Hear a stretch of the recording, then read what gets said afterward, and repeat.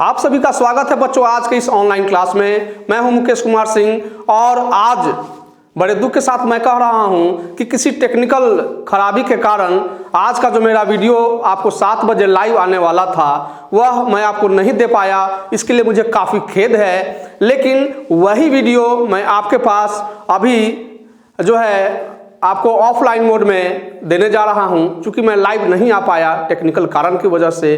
तो आइए ये वीडियो जो है आपके पास तक पहुंच जाएगा।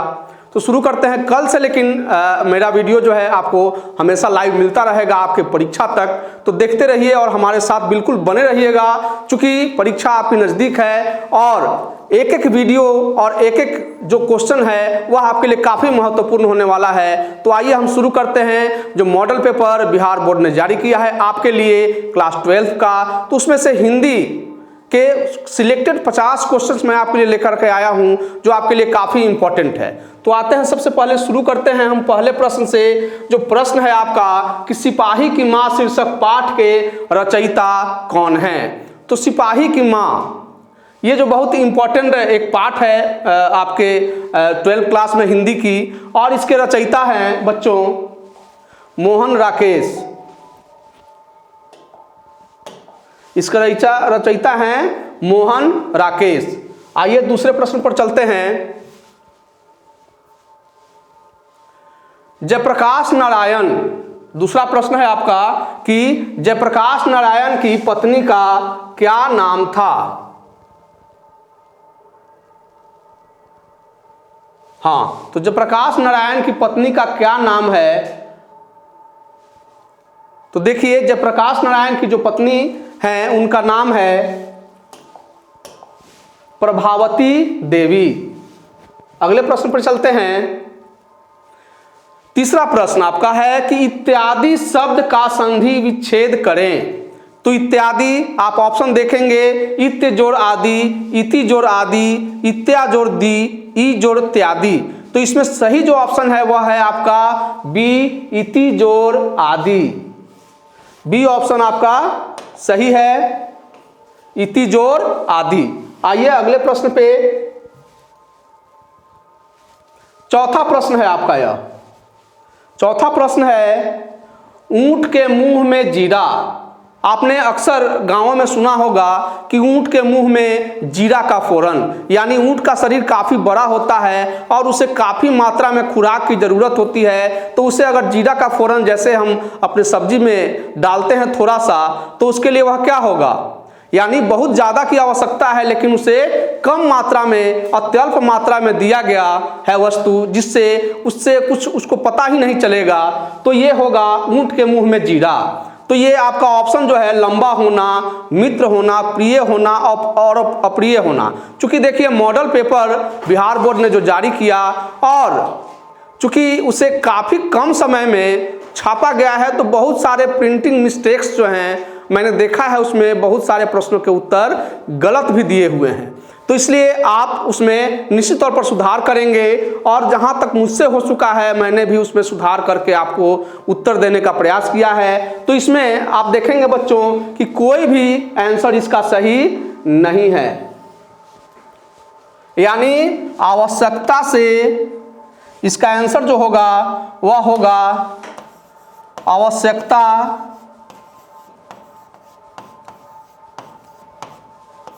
से बहुत कम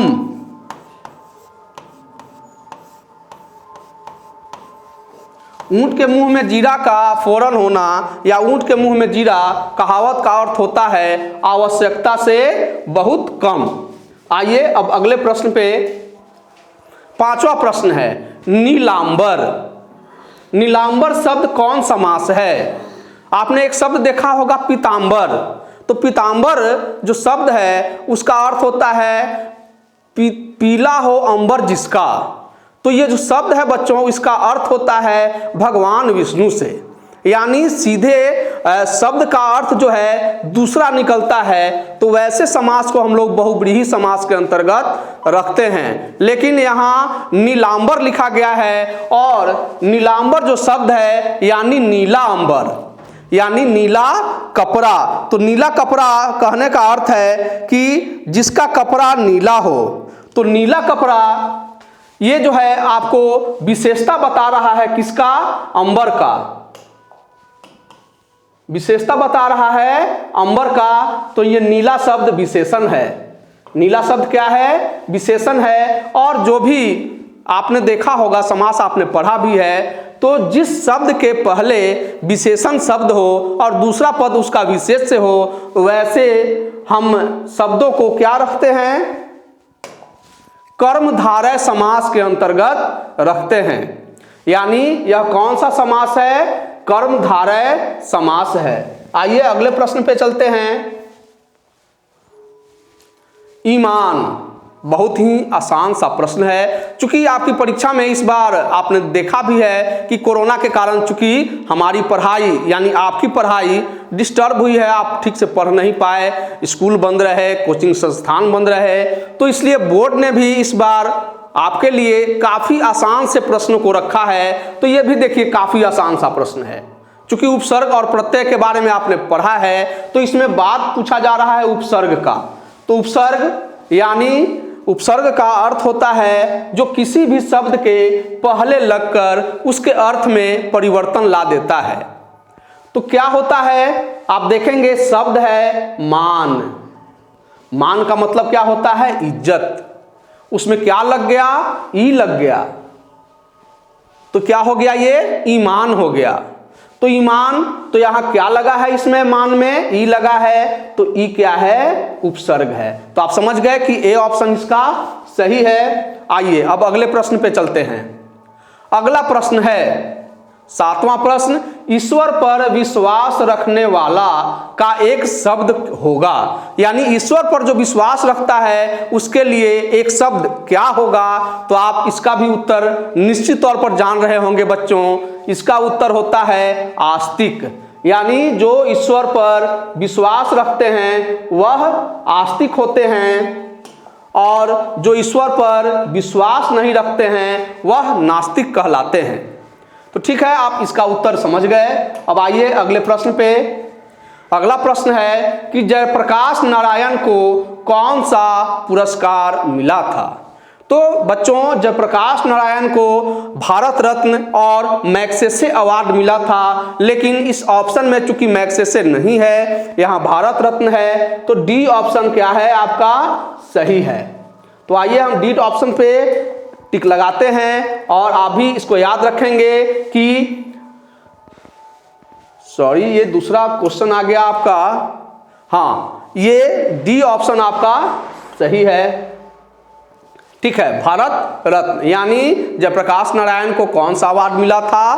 भारत रत्न। और आपको जयप्रकाश नारायण के बारे में मैं थोड़ी सी आपको जानकारी देना चाहूँगा कि वे हमारे शताब्दी आरा के थे और उनका काफ़ी महत्वपूर्ण योगदान रहा है। और उन्हीं के कारण जो संपूर्ण क्रांति की जो शुरुआत हुई थी 1977 में, आपको पता है कि पहली बार हमारे यहाँ केंद्र में गैर कांग्रेसी सरकार बनी थी, उसमें इनका काफ़ी महत्वपूर्ण योगदान था। तो इनको भारत रत्न के अवार्ड से भी सम्मानित किया गया, मैग्सेसे अवार्ड भी इनको दिया गया था। अब अगला प्रश्न है दूसरी परंपरा की खोज। पुस्तक के रचनाकार कौन हैं? तो दूसरी परंपरा की जो खोज है उसके पुस्तक के रचनाकार कौन हैं? तो आपके पास बच्चों पुस्तक भी है और आपको मुझे पता है कि उसका नाम भी याद है। तो आज के इस वीडियो में कमेंट सेक्शन में आप मुझे इस दूसरी परंपरा की खोज पुस्तक के रचनाकार का नाम आपके द्वारा बताया जाएगा और मैं देखूंगा कमेंट सेक्शन में जाकर के कितने बच्चों ने इसका सही आंसर बतलाया है। तो आइए अब चलते हैं अगले प्रश्न में। नास्तिक शब्द का विलोम है, यानी नास्तिक, और इसका विलोम मैंने आपको इसके पहले वाले क्वेश्चन में मैंने बताया भी था कि जो ईश्वर पर विश्वास रखते हैं उन्हें आस्तिक कहा जाता है, और ठीक उल्टा यानी जो ईश्वर पर विश्वास नहीं रखते हैं उन्हें हम क्या कहते हैं? नास्तिक कहते हैं। तो बिल्कुल बच्चों आप समझ गए होंगे कि इस आस्तिक का उल्टा नास्तिक होता है और नास्तिक का उल्टा क्या होता है? आस्तिक होता है। तो चलिए इसके आंसर पर मैं टिक लगाता हूं। बिल्कुल, हालांकि आसान सा प्रश्न था ये। आइए अब अगले प्रश्न पे आते हैं हम। प्रश्न है ज्ञानोदय। ज्ञानोदय का संधि विच्छेद क्या होगा? आप देखेंगे ज्ञान जोड़ दंत, बिल्कुल ये अटपटा सा लग रहा है, ये होगा ही नहीं। दूसरा है ज्ञानो जोड़ दंत, ये भी अटपटा है, ये भी नहीं होगा। सी ऑप्शन है ज्ञान जोड़ चंद्र, तो ये भी नहीं होगा क्योंकि चंद्र कहाँ है इसमें तो उदय लिख रहा है, लास्ट में उदय होना चाहिए। यहाँ सबसे अंत वाला जो ऑप्शन है आपका ज्ञान जोड़ ओदय, तो ओदय ये भी शब्द जो है वह बिल्कुल सही नहीं है। ज्ञान तो होगा, यानी होगा क्या इसका संधि विच्छेद? तो यहाँ पर कुछ लगता है जैसे प्रिंटिंग का मिस्टेक है, होना ये चाहिए आपका डी ऑप्शन जो है वह सही होना चाहिए, ज्ञान जोड़ उदय, इसका अर्थ हुआ ज्ञानोदय। आइए हम अगले प्रश्न पे चलते हैं। अगला प्रश्न है आपका कि उसने कहा था किस वर्ष की रचना है, यानी ये जो कहानी जो लिखी गई उसने कहा था ये कब लिखी गई। ये बहुत ही अच्छी कहानी है और जो है ये बहुत ही अच्छी एक प्रेम कहानी है, और वैसी प्रेम कहानी जिसमें प्रेमी और प्रेमिका का कभी मिलन हुआ ही नहीं। तो ये पुरस्कार भी प्राप्त कर चुका है। तो ये 1915 में इसे लिखा गया था, 1915 की ये रचना है। आइए अगले प्रश्न में चलते हैं। अगला प्रश्न है आपका हंसते हुए मेरा अकेलापन। हंसते हुए मेरा अकेलापन किस विधा की रचना है? तो हंसते हुए मेरा अकेलापन जो है वह है बच्चों ए निबंध, यानी क्या है? ए निबंध है, सॉरी निबंध नहीं है, ये डायरी है। यानी हंसते हुए मेरा अकेलापन डायरी का संग्रह है, उसी से यह लिया गया है, यानी बी ऑप्शन आपका सही है। आइए अगले प्रश्न पे चलते हैं। मुक्तिबोध का जन्म स्थल कहाँ है? इनका मुक्तिबोध, इनका पूरा नाम है गजानन माधव मुक्तिबोध। हालांकि इनका जन्म जो है वह मध्य प्रदेश में हुआ था, लेकिन बच्चों आपको पता है कि मध्य प्रदेश से अलग होकर एक अलग राज्य बना है, यानी जहां इनका जन्म हुआ था वर्तमान में वह छत्तीसगढ़ जिले में पड़ता है, यानी सी ऑप्शन जो है वह आपका बिल्कुल सही है, छत्तीसगढ़। आइए अगले प्रश्न में। निश्चल का संधि विच्छेद क्या होगा? निश्चल का संधि विच्छेद क्या होगा? तो यहां आइए हम ऑप्शन पर चर्चा करते हैं। सबसे पहले यहां समझ लेना जरूरी है, यहां लिखा गया है नी जोड़ चल और नी जोड़ चल, तो दोनों ही चूंकि सेम है, इसीलिए मैं आपकी सुविधा के लिए यहां ऊपर वाले में 2 बिंदु कर देता हूं। यहां अब हो गया निह जोड़ चल और यह हो गया नी जोड़ चल, यहां हो गया निशा जोड़ चल और यहां है नी जोड़ अचल। तो इसमें सही जो है वह है बच्चों निह जोड़ चल, यानी ए ऑप्शन। जब इसमें 2 हमने बिंदु लगा दिए, यानी आप देखते होंगे अंग और अह, यानी अनुस्वार और विसर्ग, तो नी में क्या लगा? विसर्ग लगा, तो निह जोड़ चल आपका बिल्कुल सही होता है आंसर। अब आइए अगले प्रश्न पे। सर, सर का पर्यायवाची शब्द है। सर, सर क्या होता है? सर यानी हमारे भी सर हैं, ऊपर वाला जो भाग होता है जिसमें बाल जमे होते हैं हम उनको भी सर कहते हैं। एक सर होते हैं जो हमारे विद्यालय में पढ़ाते हैं, वो भी सर होते हैं। तो वो सर और ये सर में क्या अंतर है? बहुत सारे बच्चे हालांकि जानते भी होंगे। तो क्या होता है बच्चों? चलिए मैं आपको बता देता हूं। चूंकि सर का मतलब होता है सर, सरोवर, तालाब, तरागे, ये सभी शब्द जो होते हैं, तो आप समझ गए क्या होगा इसका आंसर?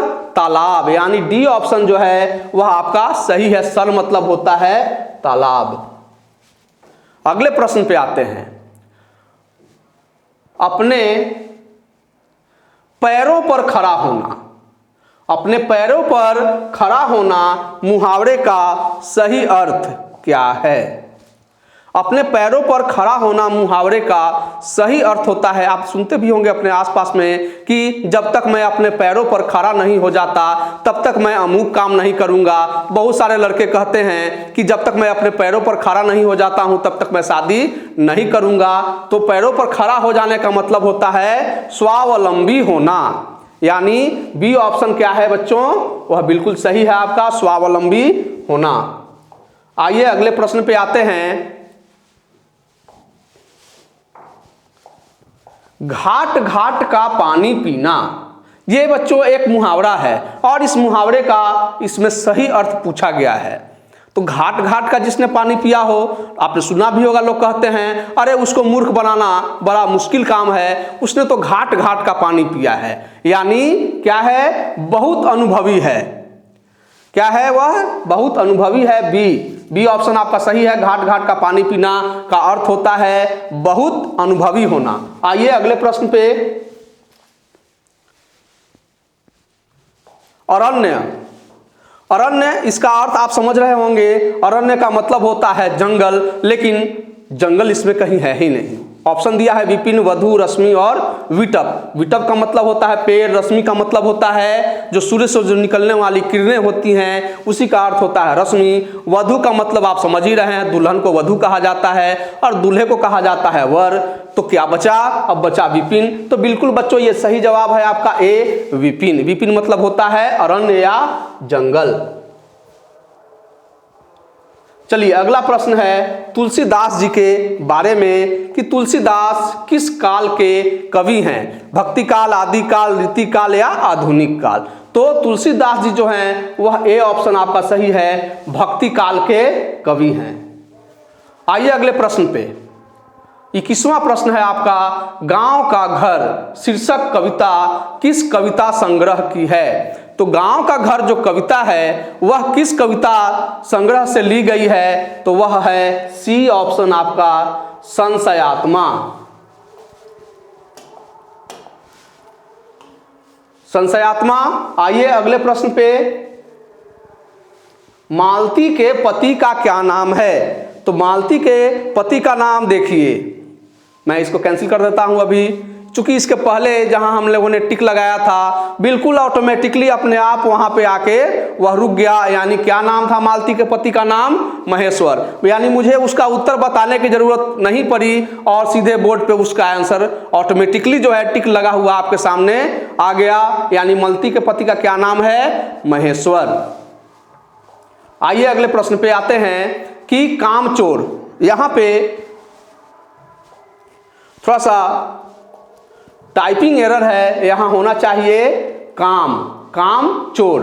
काम चोर यानी काम से चोर। आपको पता है कि तत्पुरुष समास जो होता है उसके 6 भेद होते हैं और 6 भेद किसके अनुरूप होते हैं, तो कारक चिन्हों के अनुरूप होते हैं।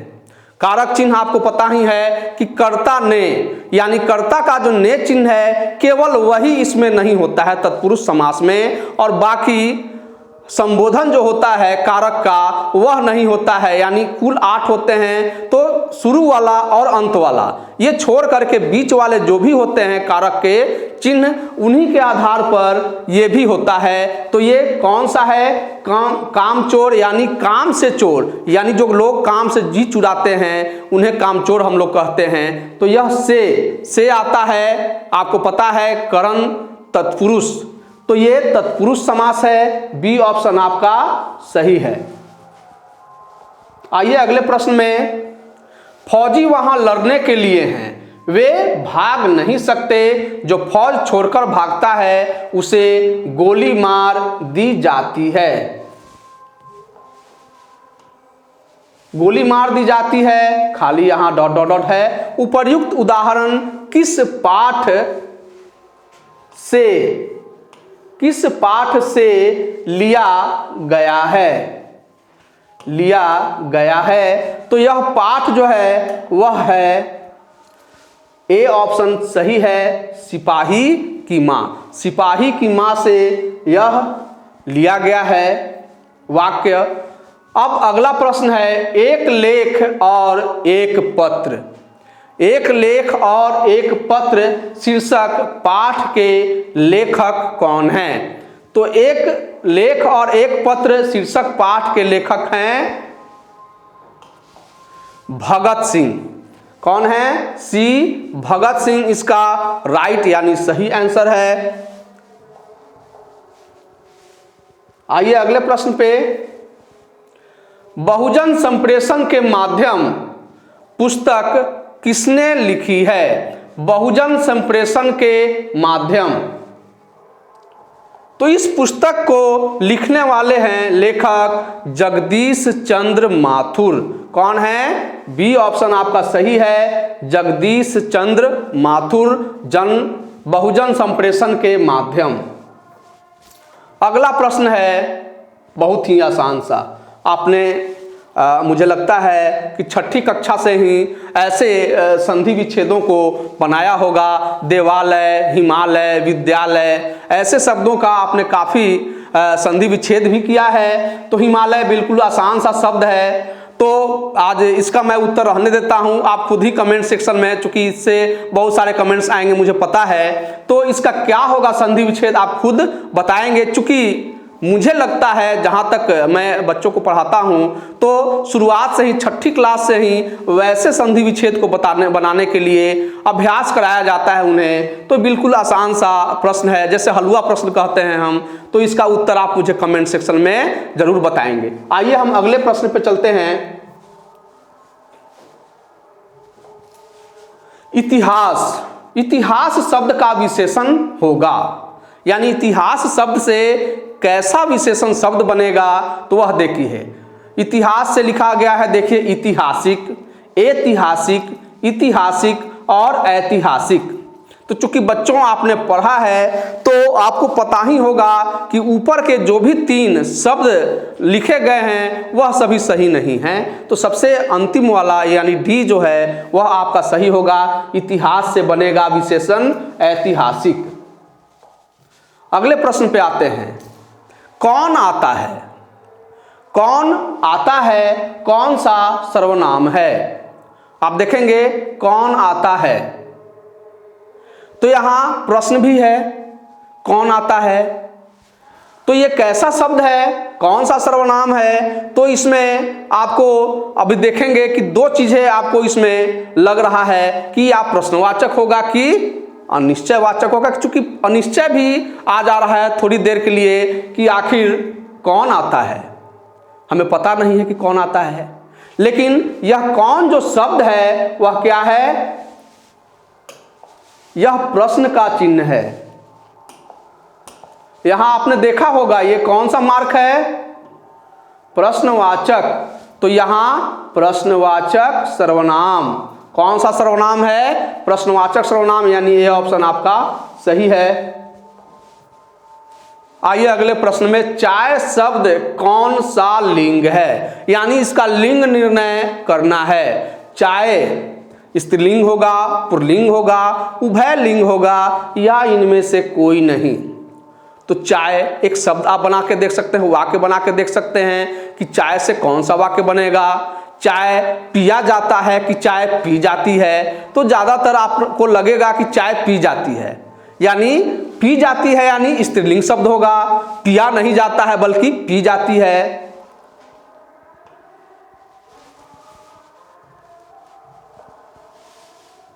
या और भी आप उदाहरण ले सकते हैं। चूंकि लिंग निर्णय करने के लिए अधिकांशतः आपको देखा होगा कि वाक्य प्रयोग के द्वारा शब्दों का लिंग निर्णय करने के लिए बताया जाता है। तो वाक्य हम बनाते हैं तो उससे स्पष्ट हो जाता है। उस शब्द को हम कर्ता के रूप में जब रख करके वाक्य को बनाते हैं तो देखते हैं कि उसमें अंत वाला जो है वह क्या आ रहा है, की आ रही है कि का आ रहा है, रहता है कि रहती है। तो ये क्या आता है? तो जब हम चाय से वाक्य बनाते हैं तो देखते हैं कि चाय मीठी है, चाय ठंडी हो गई। तो ठंडी या मीठी आप समझ ही गए होंगे कि जिसमें ई की मात्रा अंत में आ जाती है वह क्या हो जाती है? स्त्रीलिंग। तो ये शब्द जो है चाय वह स्त्रीलिंग शब्द है। ए ऑप्शन आपका सही है। आइए अब अगला प्रश्न है, वर्ण के आधार पर संधि के कितने भेद होते हैं। ये भी आपने पढ़ा है बच्चों, क्योंकि शुरुआत में ही जब आप व्याकरण पढ़ते हैं आपको संज्ञा याद है, सर्वनाम याद है, व्याकरण भी याद होगा। तो व्याकरण के बाद ही वर्ण की बात आती है और उसके बाद संधि की भी बात आती है। तो वर्ण कितने होते हैं? स्वर वर्ण और व्यंजन वर्ण, दो ही वर्ण होते हैं। लेकिन यहाँ बात संधि की जा रही है, तो वर्ण के आधार पर संधि के 3 भेद माने जाते हैं। कौन कौन से भेद होते हैं? तो स्वर संधि, व्यंजन संधि और विसर्ग संधि। तो 3 संधि है, तो आपको पता ही है इसमें 2, 3, 4 और 5 लिखा गया है। तो इसका बी ऑप्शन क्या होगा बच्चों? वह बिल्कुल सही है, 3। आइए अगले प्रश्न पे कि दक्षिण शब्द कौन सी संज्ञा है? दक्षिण, दक्षिण क्या है आपको पता होगा कि ये एक नाम है। किसका नाम है? दिशाओं के नाम। तो नाम अगर किसी का भी हो पर्सनल यानी व्यक्तिगत, उसको हम क्या रखते हैं? व्यक्तिवाचक संज्ञा के अंतर्गत रखते हैं। यानी दिशाएं क्या होंगी? दिशा अगर लिखी गई है तो वह जातिवाचक होगी, लेकिन यहाँ दिशा का जब नाम दिया गया दक्षिण, तब यह क्या हो गई? व्यक्तिवाचक संज्ञा हो गई। यानी यह क्या है? व्यक्तिवाचक संज्ञा है। आइए अब अगले प्रश्न पे आते हैं, जिससे किसी बात के न होने का बोध हो उसे क्या कहते हैं? तो जब किसी से बात ही नहीं होगी तो इसका मतलब हो गया कि निषेधात्मक। क्या? निषेधवाचक या निषेधात्मक। यहां निषेधवाचक लिखा गया है, तो यह निषेधवाचक वाक्य है। चलिए यहां सी ऑप्शन जो है बच्चों वह बिल्कुल सही है, निषेधवाचक वाक्य। आइए अगले प्रश्न में, अशोक वाजपेयी का जन्म कब हुआ था? यानी अशोक वाजपेयी का जन्म कब हुआ था? ये आप देखेंगे कि 1940, 1942, 1941 और 1944 लिखा गया है। लेकिन बच्चों इसका राइट आंसर जो है वह अशोक वाजपेयी का जन्म हुआ था, सी। देखिए ठीक, ऑलरेडी पहले से ही आपको लगा हुआ भी आ गया। तो यहाँ सी ऑप्शन जो है वह आपका बिल्कुल सही जवाब है। 1941 ईस्वी में अशोक वाजपेयी का जन्म हुआ था। भगवान श्री कृष्ण किस कवि के पूज्य थे? यानी कौन से कवि उनकी पूजा करते थे, अर्चना करते थे? वैसे तो बहुत सारे लोग उनकी पूजा करते थे, लेकिन मुख्य रूप से यानी जिन पर भगवान श्री कृष्ण की अपार कृपा थी, जो जिनकी अपार श्रद्धा थी उन पर, वे थे सूरदास। यानी सूरदास नाम से ही प्रस्तुत होता है कि इनकी आंखें नहीं रही होंगी, लेकिन फिर भी ये श्री कृष्ण के परम भक्त थे और भगवान श्री कृष्ण के परम पूज्य भी थे। आइए अगले प्रश्न पे चलते हैं। दांत गिनना मुहावरे का अर्थ है। अब दांत गिनना देखिए, आप देखते होंगे गांव देहात में अगर लोग रहते हैं तो देखते हैं बैल का दांत गिनते हैं। दांत गिनते हैं बैल का, अगर 2 दांत का है, 4 दांत का है तो कहते हैं कि इसका उम्र इतना होगा। तो दांत गिन के भी लोग जानवरों का उम्र का पता लगाते हैं। तो उसी तरह से मनुष्य को भी दांत को गिन करके उनके उम्र का पता लगाया जाता है। यानी जैसे जैसे मनुष्य की उम्र बढ़ती है, देखेंगे अगर बूढ़ा आदमी है उसके पूरे दांत गिर गए हैं तो लोग कहते हैं कि 80 वर्ष का होगा, 90 वर्ष का होगा, चाहे 70 वर्ष का होगा। यानी कुछ अनुमान लगाते हैं दांतों के अनुसार भी। तो बिल्कुल आप समझ गए होंगे बच्चों कि क्या होता है दांत गिनना मुहावरे का अर्थ, उम्र पता लगाना। ठीक है, तो ए ऑप्शन आपका बिल्कुल सही है, उम्र पता लगाना। आइए अगले प्रश्न पे, मलिक मोहम्मद जायसी किस परंपरा के कवि हैं? देखिए बच्चों, मलिक मोहम्मद जायसी जो है वह निर्गुण प्रेमाश्रयी धारा के प्रमुख कवि हैं, लेकिन यहाँ निर्गुण कहीं है ही नहीं। यहाँ भी देखेंगे सगुण, यहाँ भी सगुण लिखा गया है, यहाँ प्रेमाख्यानक काव्य लिखा गया है और नीचे लिखा गया है इनमें से कोई नहीं। तो जब निर्गुण की बात यहाँ आ ही नहीं रही है तो यहाँ डी ऑप्शन जो है वह आपका सही है, इनमें से कोई नहीं। आइए अगले प्रश्न पे, त्रिलोक, त्रिलोक शब्द कौन समास है? देखिए इसका पहला इस समास में, चलिए आगे जो हमारे और वीडियोज आएंगे उसमें मैं समास के बारे में आपको काफ़ी अच्छी तरह से बता दूंगा, समझा दूंगा। तो त्रिलोक जो है आप देखेंगे कि पहला शब्द त्रि है। त्रि का अर्थ होता है तीन, यानी समास में वैसे भी कुछ शब्द आते हैं जिनका पहला पद जो होता है वह होता है संख्यावाचक, और वैसे शब्द जिनका पहला पद संख्यावाचक हो उनको हम द्विगु समास के अंतर्गत रखते हैं। तो कौन सा समास होगा बच्चों? बी, द्विगु समास। आइए अगले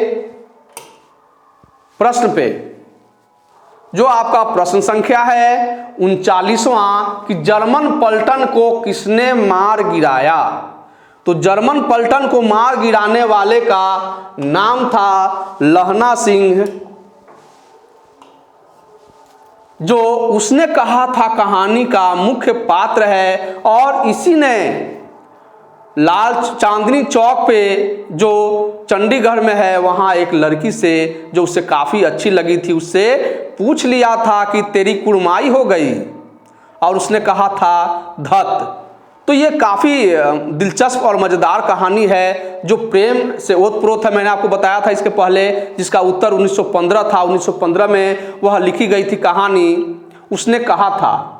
तो ये लहना सिंह ने जर्मन पलटन को मार गिराया। आइए अगले प्रश्न में, कि करबक के रचयिता कौन हैं? तो करबक के रचयिता हैं मलिक मुहम्मद जायसी। आप यहां देखेंगे शॉर्ट फॉर्म में केवल क्या लिखा गया है? जायसी। तो आप निश्चित तौर पर जान गए इसका उत्तर, यहां सी जायसी लिखा गया है। लेकिन अगर बच्चों प्रश्न आ जाएगा कि अगर जायसी का पूरा नाम क्या था, तो आप लिख सकते हैं वहां मलिक मुहम्मद जायसी। अगले प्रश्न में चलते हैं, कवितावली के रचनाकार हैं। तो कवितावली के रचनाकार कौन हैं? जायसी, तुलसीदास, कबीरदास या सूरदास? तो कवितावली के रचनाकार हैं तुलसीदास जी, यानी बी ऑप्शन जो है वह आपका सही है। कवितावली के रचनाकार हैं तुलसीदास जी।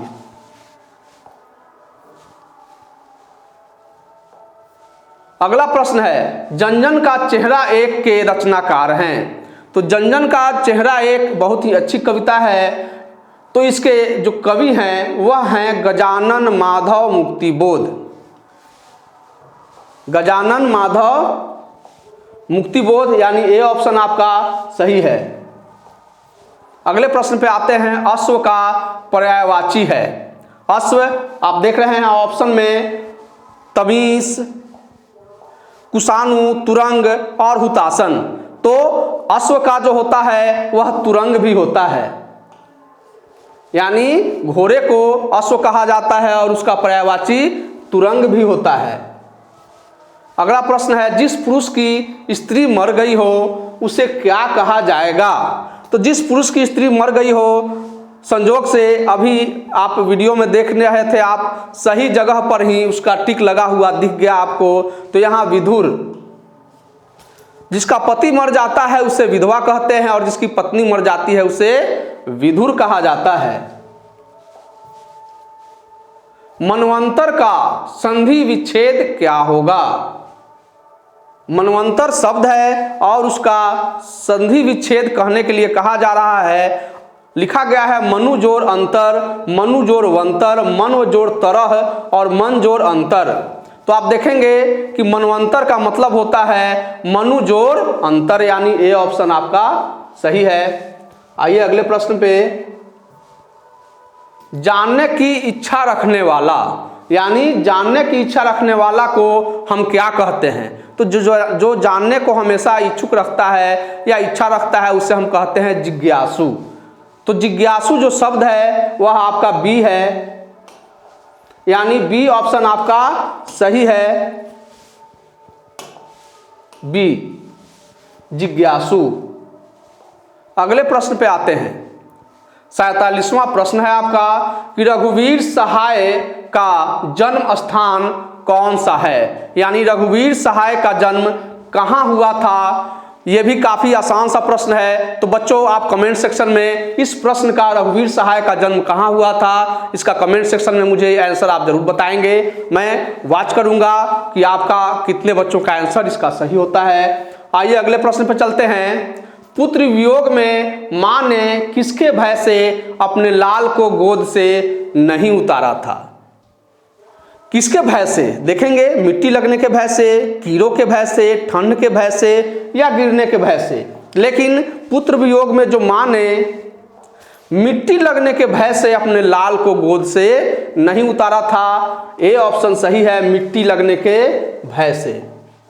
आइए अगले प्रश्न में, नाक काटना मुहावरे का अर्थ क्या है? नाक काटना यानी अपमानित होना। क्या होता है इसका अर्थ? अपमानित होना, यानी ए ऑप्शन आपका सही है, ए। बड़प्पन में कौन सा प्रत्यय है? सबसे अंतिम प्रश्न है आपका बड़प्पन, और आपका भी बड़प्पन है क्योंकि आपने काफी मेहनत किया है अपने परीक्षा को अच्छे अंकों के साथ पास करने के लिए, और आप चूंकि प्रतिदिन वीडियोज हमारा देख रहे हैं तो निश्चित तौर से यह आपका बड़प्पन ही है, और आप मुझे पूरा विश्वास है कि आप अपनी परीक्षा में अच्छे अंकों के साथ पास भी करेंगे। तो आइए देखते हैं इसका लास्ट क्वेश्चन, बड़प्पन में कौन सा प्रत्यय है? तो आप देखेंगे प्रत्यय का अर्थ होता है जो शब्द के बाद में लगते हैं। तो बाद में बड़प्पन में शब्द, मूल शब्द क्या है? तो बड़प्पन में बच्चों जो मूल शब्द है वह है बड़ा। बड़ा शब्द इसका मूल शब्द है। इसमें लगा क्या?